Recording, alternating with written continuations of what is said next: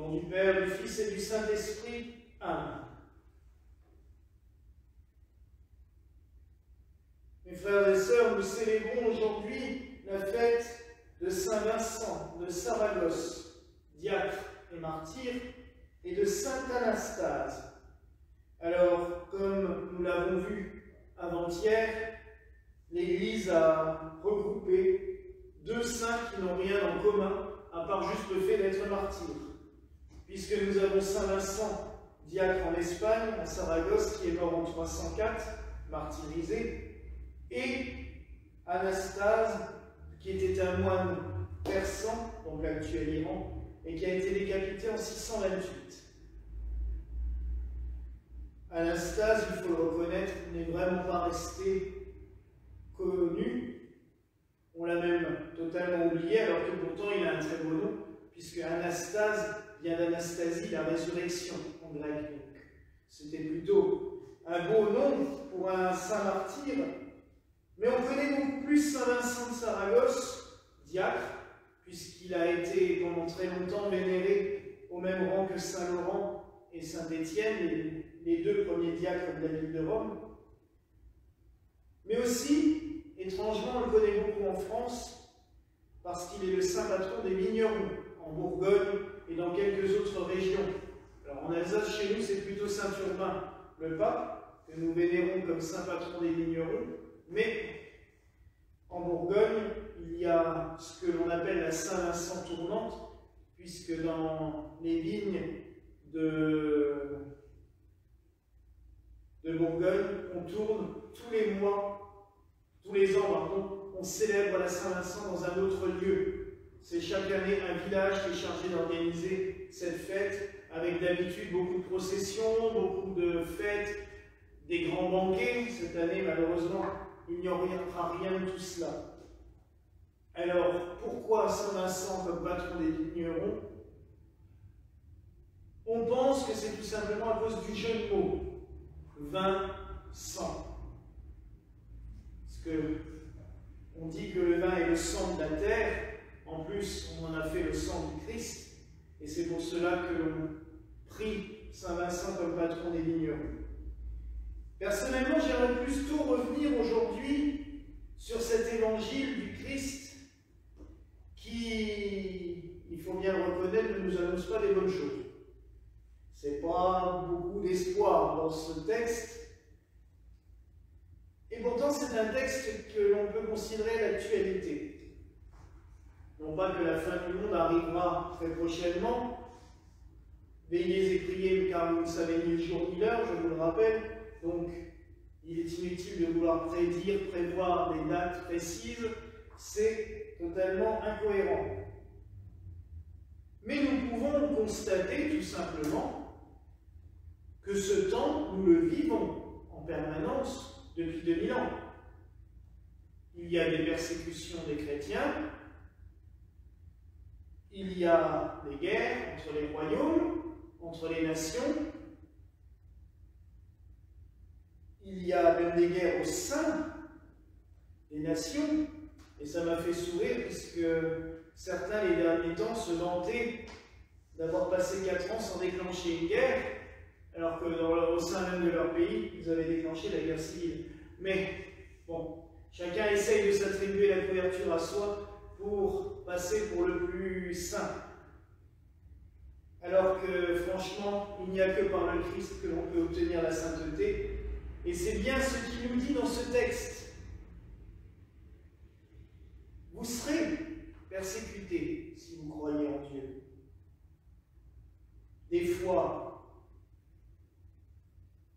violemment, physiquement, mais des fois juste mentalement.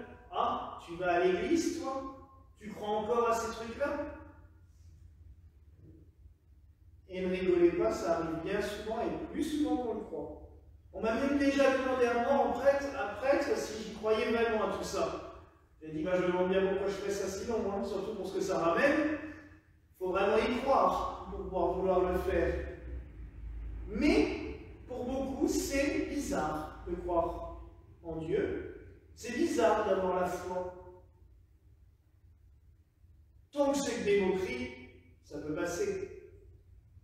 En comme je l'ai déjà dit hier et avant-hier, il y a encore de nos jours beaucoup de chrétiens qui sont persécutés physiquement pour le fait de croire en Dieu, de croire en Jésus-Christ, de croire en la Vierge Marie. Et là, ça devient inquiétant.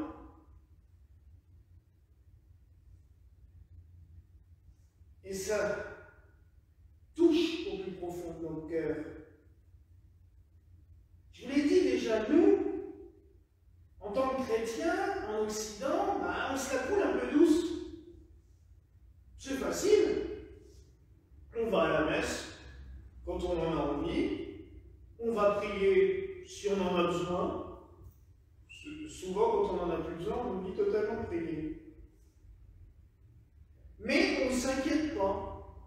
Il y a juste eu là, au dernier confinement, où les chrétiens en France ont commencé à dire « Ah, on nous interdit de nouveau d'aller à la messe, il faudrait peut-être qu'on se réveille. » Ah bah oui, il était temps.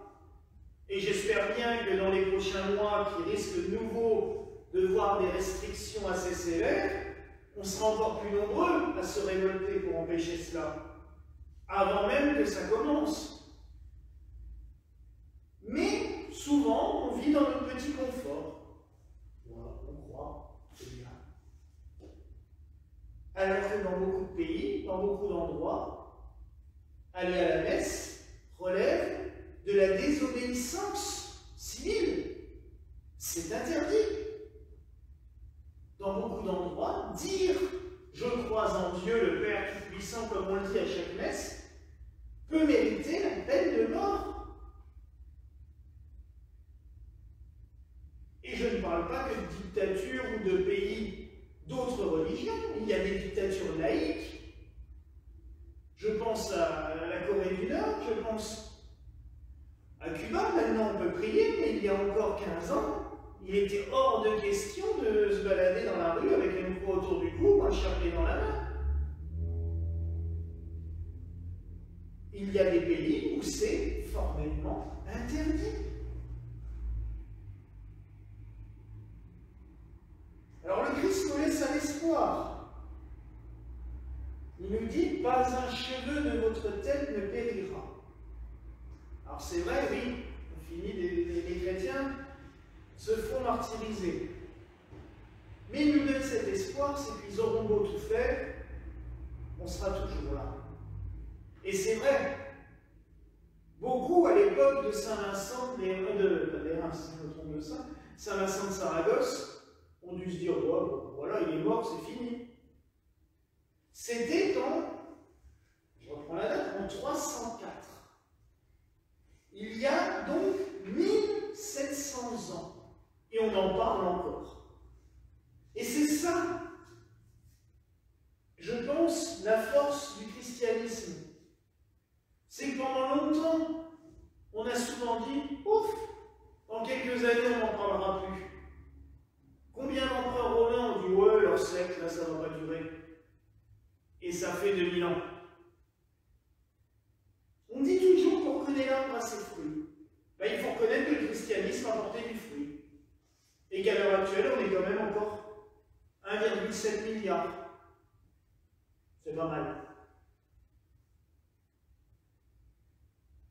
Donc à un moment donné, il faut se dire que ce que l'on fait avec ferveur, avec prière, avec conviction, il nous le dit, c'est par votre constance que vous sauverez vos âmes. Le Seigneur ne nous demande pas d'avoir la foi juste la veille de la mort, de garder une constance dans notre foi, de la garder, de la conserver, d'être fort, d'être fidèle à nos actions et à ce qu'on fait. Et c'est avec le temps que les gens reconnaîtront le travail. Vous savez, je pense souvent aussi à notre communauté ici en Alsace. Quand j'ai été ordonné prêtre en 2004, un peu moins d'un an après, un prêtre que je connaissais, a parlé de nous à un supérieur, à l'évêché, qui est toujours là, en disant, mais c'est qui ces gens-là, c'est quoi? Et ce ce gars, qui est prêtre, a dit « Ouf, dans 2 ans c'est fini, tout ça, on n'en parlera plus. » Ça fait 16 ans. Et on est toujours là, et on a une belle église maintenant. Le prêtre qui m'avait raconté ça l'a rappelé à ce gars-là, en lui disant « Tu te souviens de ce que tu m'avais dit? Ça a l'air de tenir, hein ?» Il n'a pas répondu. C'est la constance, en effet, qui fait qu'on peut avancer. C'est un travail de fond. Et c'est vraiment ce qu'a fait le christianisme. Beaucoup auraient pu baisser les bras quand on a vu tous les morts qu'il y a eu. On a eu des persécutions, on a tué des villes entières de chrétiens parce que ça n'allait pas. Je vous rappelle des régiments entiers aussi. Saint-Maurice et tous ces légionnaires ont été passés par les armes parce qu'ils étaient chrétiens et que l'empereur avait décrété qu'il n'en voulait plus. Beaucoup auraient pu baisser les bras et se dire « Oh, ça ne tient pas ce truc-là, c'est pas la peine, regarde si c'est pour finir par mourir. » Et pourtant, ça a tenu. Et c'est exactement ce que nous devons garder. C'est que des fois, nos œuvres nous paraissent infimes. On a l'impression d'avoir rien fait. Et pourtant, c'est toujours là. Et ça continue. Je pense à Saint Grignon de Montfort, dont la statue est là. Quand il est mort, sa congrégation comportait 2 frères. Ils étaient 3, mais Grignon est mort, il en restait plus que 2. Tout le monde aurait pu se dire, mais c'est n'importe quoi. Et beaucoup se sont dit. Les gens le prenaient pour un fou de son vivant en disant « Oh, il est celui-là. » On a même voulu le faire un hospitalisé, interné. C'est que le frère prêtre le pensait fou. Et maintenant, dans le monde, il y a à peu près 5000 frères Montfortins. Et encore, ça a diminué. Et Saint-Grignon de Montfort est l'un des saints les plus connus dans l'Église catholique. On lit ces textes, on les prie. Lui aussi nous a annoncé que les apôtres jailliraient dans les derniers temps pour professer la foi, pour proclamer la foi. Alors, mes frères et sœurs, cela nous prouve bien qu'il ne faut jamais baisser les bras. Que nos œuvres, si elles sont faites avec foi, avec conviction, dans l'esprit du Christ, dans l'amour du Christ, alors ça marchera, ça grossira, ça continuera.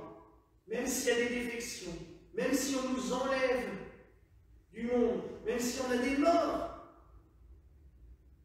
Quelqu'un disait qu'une congrégation, qu'une communauté religieuse ne peut naître vraiment qu'à partir du moment où elle a des martyrs. C'est vrai. Le Christ nous l'a dit, il faut que le grain semé en terre meure pour porter du fruit. Et souvent, c'est cela dans nos actions. On peut croire que tout est fini, et c'est là que tout se met à vivre et à naître. Saint Vincent laisse vraiment cet exemple.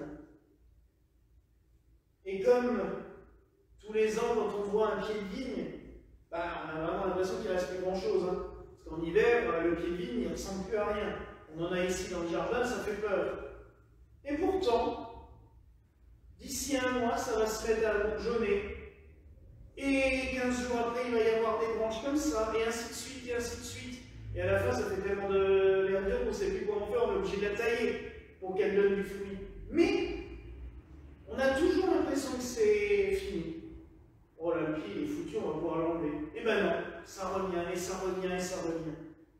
Alors que nos œuvres soient enracinées dans le Christ, pour que justement, en partant de ce sarment qu'est l'Église, qu'est les apôtres, nous puissions grandir, grossir et porter du fruit.